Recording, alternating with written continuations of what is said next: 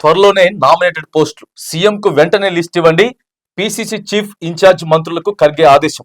స్థానిక ఎన్నికల్లో clean sweep చేయాలి. గత బీఆర్ఎస్ సర్కార్ పెట్టిన అక్రమ కేసులు ఎత్తేయండి. పార్టీ నేతలు ఇష్టారీతిన మాట్లాడొద్దు.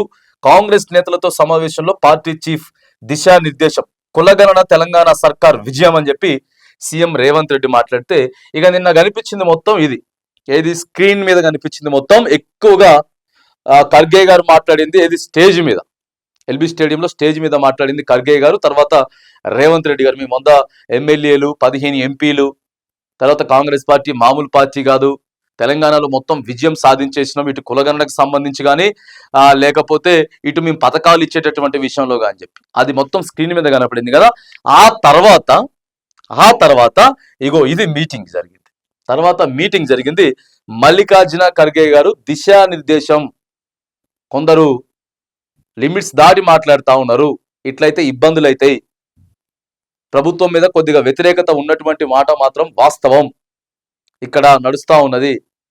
అసలు ఎన్ని పథకాలు ఇస్తామని చెప్పినాం, ఎన్ని గ్యారెంటీలు ఇస్తామని చెప్పినాం, అసలు ఎన్ని ఇచ్చినాం, ఎన్ని ఇవ్వగలుగుతాం, ఎన్ని ఇవ్వలేము, అసలు ఇంటర్నల్గా ఏం జరుగుతూ ఉంది అనేటటువంటి ప్రతి విషయాన్ని కూడా ఖర్గే గారు నిన్న ఇంటర్నల్ బాడీ ఇగో ఈ మీటింగ్ తర్వాత ఇక నామినేటెడ్ పోస్టులు ఏవైతే ఉన్నాయో వాటన్నిటిని కూడా భర్తీ చేసేసేయండి, ఇప్పటికే లేట్ అయిపోయింది, సీఎంకి వెంటనే లిస్ట్ ఇవ్వండి అని చెప్తా ఉన్నారట.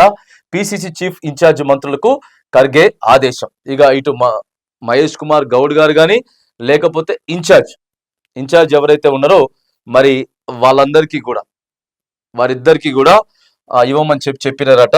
కులగణన తెలంగాణ సర్కార్ ఎక్కడ ఏం జరిగింది, ఎంతవరకు అయింది, ఇంకా కేంద్రం నుంచి ఆమోదం రావడం కోసం ఎటువంటి ప్రతిపాదనలు మీరు సిద్ధం చేసిర్రు, ఒకవేళ రాకపోతే రాబోయేటటువంటి స్థానిక సంస్థల ఎన్నికలలో ఎంత మేరకు ఇవ్వడానికి పార్టీ సిద్ధంగా ఉంది, అది డిసైడ్ చేయాలి.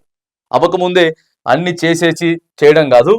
ఇక బీఆర్ఎస్ పెట్టినటువంటి స్థానిక ఎన్నికలలో క్లీన్ స్వీప్ చేయాలట, చూడాలి మరి. ఇక క్లీన్ స్వీప్ ఎంత అయితే నోటిఫికేషన్ ఇవ్వండి సార్, ఫస్ట్ నోటిఫికేషన్ ఇవ్వండి, మీ చేతిలోనే ఉంది, ప్రభుత్వం ఎన్నికలు పెట్టాలి, ముందే క్లీన్ స్వీప్ అని చెప్పేసి మాట్లాడుతూ ఉంటే సరే. ఇక ఎవరెవరైతే కష్టపడ్డారో జిల్లాకు ఒక 2, 3, 4 ఉంటారు కదా, నామినేటెడ్ పదవులు చాలా ఉన్నాయి, అవి భర్తీ చేసిన తర్వాతనే స్థానిక సంస్థల్లోకి వెళ్ళాలి. ఖచ్చితంగా ప్రతిదీ కూడా ఆచితూచి అడిగేయాలి.